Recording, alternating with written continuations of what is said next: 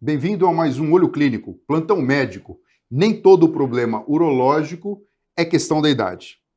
Bom, a gente sabe que com o decorrer do tempo, alguns problemas podem vir a acontecer e, apesar de não serem normais, eles podem se tornar mais comuns, como, por exemplo, alterações relacionadas com o controle urinário, com a própria plenitude da vida sexual e assim vai.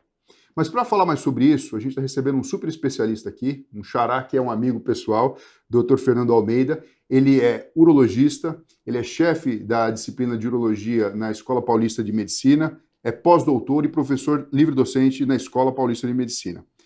Dr. Fernando Almeida, hoje ele vai falar com a gente em que momentos, né, a urologia e a neurologia se encontram e como que a gente pode ajudar as pessoas a viver melhor. A gente sabe que muitos atributos da idade acabam confundindo as pessoas e a gente acaba tendo isso como normal. Então a gente acha que é normal a pessoa de idade andar mais devagar. É normal a pessoa de mais idade ter dificuldade para memorizar coisas. É normal a pessoa com mais idade ter problemas de controlar a urina. E a gente sabe, baseado na medicina e baseado em evidência, que isso não é 100% real. E para falar mais sobre isso, eu convido e passo a palavra para o Dr. Fernando Almeida e já faço a primeira pergunta, né? Com base na lesão neurológica, dá mais ou menos para a gente imaginar que tipo de disfunção miccional o paciente vai apresentar? Sem dúvida. O que acontece? A bexiga é um órgão que é extremamente inervado e ele precisa de um controle do sistema nervoso central muito preciso. Se isso não estiver acontecendo de uma maneira perfeita, você começa a ter problemas. Então, às vezes, um idoso que está com pequena perda de memória pode ter a bexiga afetada e ter problemas para urinar. Então, existe uma relação muito íntima entre os problemas neurológicos e a função do trato urinário. Lesões mais severas, por exemplo, todo paciente que tem lesão medular, né, um paciente que teve um acidente, uma lesão medular, esse paciente, em quase 100% dos casos, vai ter problema para urinar. Então, quanto maior o grau de lesão, maior você vai ver problema no trato urinário. Fernando, você sabe que no meu dia a dia eu mexo muito com hidrodinâmica cerebral, né? Que é a questão que trata o trânsito de fluidos, né, do líquido céfalo-raquidiano dentro da caixa craniana. E tem uma patologia, uma doença chamada hidrocefalia de pressão normal, que geralmente acomete as pessoas na terceira idade. Então dilata o ventrículo, o cérebro fica comprimido, mas não chega a ter uma hipertensão intracraniana, então a pessoa sequer tem dor de cabeça, mas tem dificuldade para andar, tem dificuldade para memorizar coisas ou manter a atenção, e tem ali a questão da incontinência urinária. E muitas vezes ela acaba achando que aquilo é um atributo normal da idade. E a gente fica, enfim, bastante preocupado com isso. E é isso mesmo, muitas doenças neurológicas têm como primeiro sintoma um problema na urina. Então, a esclerose múltipla, às vezes o primeiro sintoma que a pessoa, o primeiro surto que ela tem, o primeiro sintoma, às vezes é começar a perder urina. Nessa situação que você falou de uma hidrocefalia, também, essa compressão que o ventrículo cheio de água vai dando, comprime ali o córtex e pode afetar a função da bexiga. E a pessoa vai achando, eu já estou com idade, ou os filhos vêm, né, falam, mas é da idade, é normal. E às vezes tem um problema neurológico que tem tratamento e resolve eventualmente todos os quadros. E vira uma bola de neve, né? Porque a pessoa, imagina, ela tem uma vida plena, de repente ela começa a perder urina. Ela começa a ficar sem graça, né? O controle miccional é super importante para a gente ter uma vida social que seja aceitável. Então a pessoa deixa de sair, ela deixa de querer ir para a festa, ela fica, na verdade, se embotando, né? O que me chama a atenção, Fernando, é o seguinte, falando da sua especialidade em si.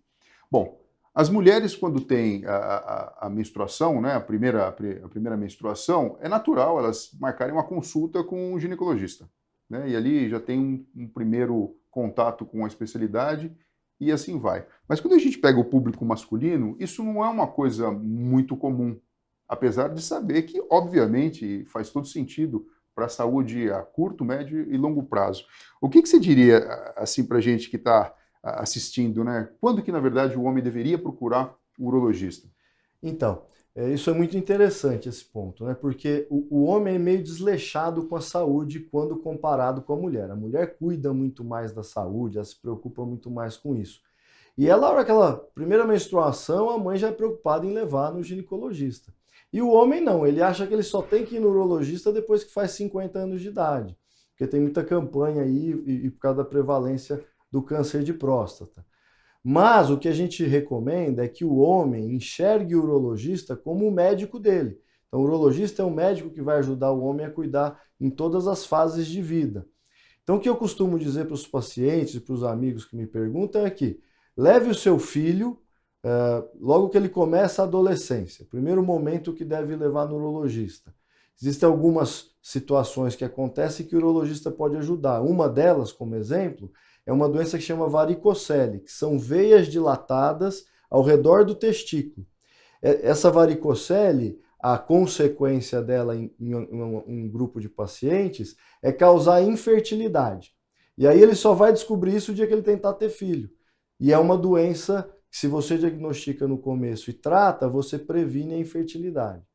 O outro momento bom de procurar um urologista é por volta dos seus 30 anos, que existem outros problemas, por exemplo, altamente prevalente, que é o cálculo, a pedra no rim, para fazer uma avaliação. E depois dos 40 anos, você pode eventualmente fazer o seu check-up junto com o urologista. E aí, a partir dos 50, é que a gente recomenda que passe aí todo ano, porque aí aumenta a prevalência de doenças urológicas e o urologista vai ajudando você a cuidar disso de uma maneira adequada. Existem alguns exames que você poderia nos dizer como, sei lá, os 5 mais importantes exames aí para verificar a saúde do homem em relação a isso? Então, os exames que a gente usa de rotina no homem, né? Então, se a gente pegar um homem com 50 anos de idade, esse homem tem alguns riscos. Os exames que nós fazemos preventivos são baseados nos riscos dos problemas possíveis, né?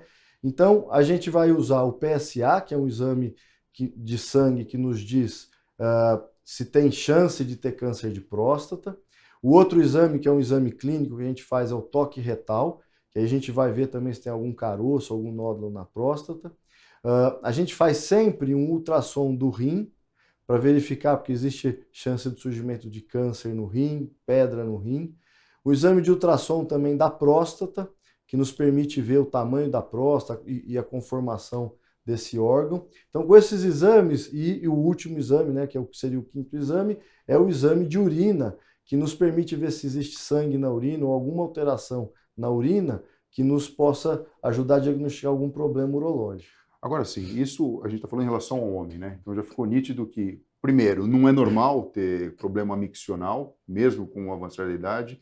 Não é normal ter uma vida sexual que não seja plena, que não se traduza em felicidade e sensação de pertencimento para a pessoa. Mas e para as mulheres? Porque na minha cabeça fica um pouco isso, né? Parece que a mulher procura o ginecologista e é como se a urologia fosse uma coisa totalmente para homens.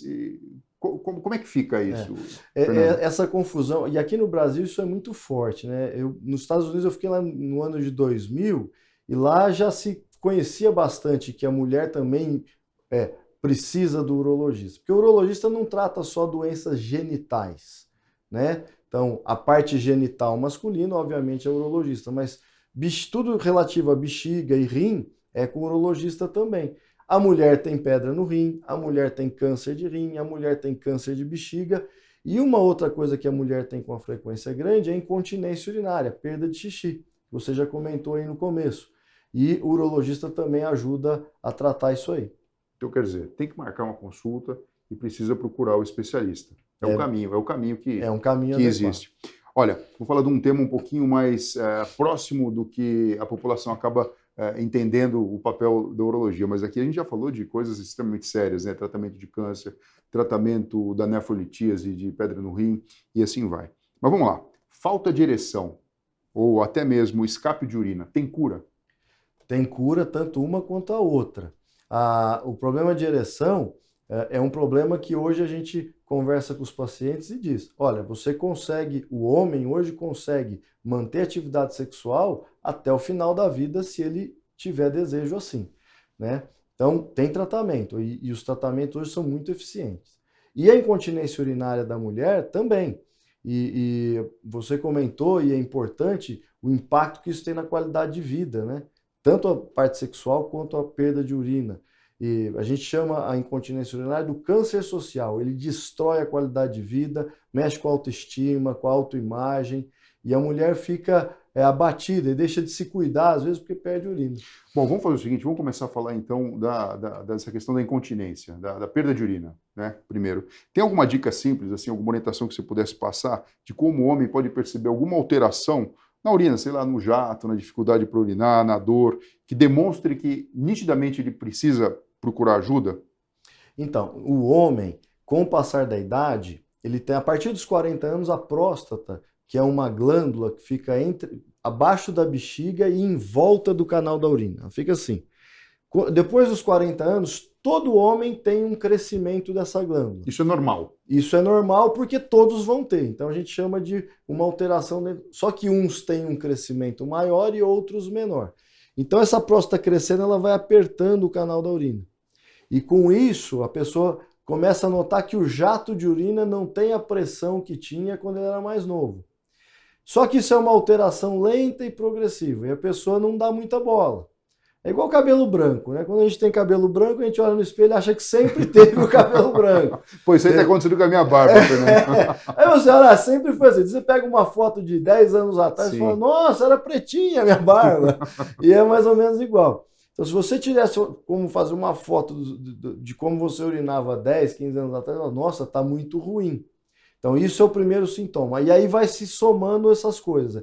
O jato perde a força, começa a acordar à noite para urinar, dá vontade de fazer xixi, tem que ir meio que rápido, porque não consegue segurar muito tempo. E nos homens, como o esfíncter, que é o músculo que segura o xixi no homem, é muito mais forte que o da mulher, ele acaba não perdendo urina. Mas ele começa a ter os incômodos que ele vai se adaptando. Então, vou sair, não vou beber água hoje. Tem um negócio, ele controla. Já a mulher não, ela como o esfíncter é mais fraco, qualquer alteração que a bexiga dá, uma contração involuntária, às vezes ela perde urina. Sim, sim. Você sabe que dentro da nossa área de atuação, como eu te falei, da hidrocefalia de pressão normal, a gente vai lá, faz uma neurocirurgia, coloca um dreno para tirar o excesso de líquido, a perfusão do cérebro volta a acontecer de uma forma normal e a pessoa muitas vezes recupera o controle urinário de uma forma adequada. Mas isso é só um exemplo, né, dentro desse ponto de interface entre as nossas especialidades. Agora, sim, eu sei que existem medicamentos que podem ajudar nesse sentido, e existem procedimentos cirúrgicos. E tem até uma cirurgia que você foi o pioneiro aqui no Brasil, que foi o implante, né, de um dispositivo que ajuda a parte neurológica, né, eletrônica mesmo, com estímulo elétrico nesse controle miccional. Conta um pouquinho para a gente sobre isso, que isso é muito legal. Isso é mesmo. Esse aparelhinho é como se fosse um marca-passo do coração, né, a gente chama de marca-passo da bexiga. E a gente implanta ele do lado do nervo que vai dar o comando para a bexiga, que às vezes esse comando está desajustado. Então a gente coloca esse aparelhinho com o eletrodo do lado do nervo, e aí ele fica mandando estímulo para esse nervo e consegue readequar. A gente chama de neuromodulação. Ele causa uma neuromodulação, ou seja, muda toda a comunicação do sistema nervoso central, ajudando a pessoa a ter controle aí da urina. Quer dizer, perder urina não é normal e tem tratamento para isso, chegando até, na verdade, nessa possibilidade avançada tecnológica, né, da modulação neurológica. E em relação à disfunção erétil, hein, Fernando? Vamos falar porque certamente as pessoas gostam de saber sobre isso, né? O que é normal, o que não é normal e até que ponto eu posso procurar ajuda para isso e ter um desempenho satisfatório. Então, a disfunção sexual existe um grande marco, né? O grande marco foi o desenvolvimento do Viagra. O Viagra, uma história rápida aqui, ele é uma droga que foi desenvolvida para tratar doenças arteriais e os pacientes tomavam e começavam a perceber que tinham ereções melhores. E aí, quer dizer, um efeito colateral no era começo, um efeito colateral. E ele não era uma boa droga não foi uma boa droga para o que ele foi desenvolvido. E foi muito bom para a disfunção erétil. Então foi descoberto meio aí por acaso essa função na ereção. E por que eu falo que ele é um marco? Depois disso, mudou a maneira como as pessoas passaram a enxergar a atividade sexual, até mesmo para as mulheres. Por quê? Os homens passaram a ter um reforço aí para poder manter a atividade sexual por mais tempo, e as mulheres, a partir disso, existem estudos mostrando isso, elas passaram a se cuidar mais também para prolongar a vida sexual delas. Então, hoje, óbvio, uma das formas de tratamento são com esses medicamentos por via oral, mas hoje o homem pode ter atividade sexual até o fim da vida, porque quando esses remédios param de funcionar, nós temos medicações injetáveis. Quando isso também não funciona, nós temos até a prótese peniana, que mantém aí a possibilidade do homem ter atividade sexual até o fim da vida. E tem alguns tipos de prótese, né? Existem dois tipos que a gente classifica, né? Uma que é semi-rígida ou maleável, que é como se fosse um arame, né? Que você consegue movimentar para um lado e para o outro, mas ele mantém a rigidez. E a outra que é inflável. A inflável, ela tem uma válvula que é colocada dentro do escroto, e aí você ativa essa válvula com 2 ou 3 pressões que você faz nela, ela pega um líquido que está no reservatório, joga na prótese e causa ereção. E aí quando você quer tirar a ereção, você reaperta a válvula e aí ela tira esse líquido lá de dentro e tem a flacidez do órgão. Que interessante. Doutor Fernando, muito obrigado pela sua participação. Eu só quero fazer uma última pergunta para você. Eu vejo que você é um apaixonado pela urologia e isso é muito legal, porque isso é contagiante, né? A gente que gosta de medicina e faz isso com o coração, obviamente a gente tem resultados que são empolgantes, né? E fazem com todo sentido. Desde a sua formação, veja, hoje você é um professor, tá? No topo da pirâmide. Desde a sua formação, quando você foi fazer a residência, como foi todo esse processo até você, de fato, se consolidar como um profissional e sentir todo esse retorno, respeito e admiração dos seus pacientes e dos seus alunos? Eu acho que você tocou na palavra-chave, né? É gostar daquilo que faz e ter prazer naquilo. E eu sempre tive muito, eu sempre fui uma pessoa muito ávida a aprender. E é por isso que eu acabei seguindo nessa carreira de pesquisa, ensino e trabalho muito dentro dessa área. E a gente está sempre buscando tecnologias e aprendizado nesse sentido. E a urologia é fascinante, porque ela é uma área muito tecnológica. Então, veja, desde próteses penianas, que nós falamos aqui, até um marca-passo para bexiga. E dentro da urologia a gente faz cirurgia robótica. Hoje, praticamente todas as cirurgias são por vídeo. E isso é o que sempre me motivou. E dentro da profissão médica, infelizmente hoje a gente está vendo isso meio que se distorcer ao longo da vida, e você, eu sei que é como eu, que gosta da profissão e o prazer é atender os pacientes e tratar os pacientes da melhor maneira possível e com qualidade, e é isso que sempre me motivou. Então eu até hoje estudo muito e não tem como ser diferente dentro da medicina. Fernando, muito obrigado pela sua participação, viu? A gente vai encerrar esse programa aqui agora, mas deixando o convite para todos vocês para curtirem aqui o que foi falado, para fazerem seu comentário. A gente vai, obviamente, responder de uma forma atenta para levar informação de qualidade para você e para toda a sua família. Fernando, muito obrigado. Obrigado, Léo. É isso aí, pessoal. Até a próxima.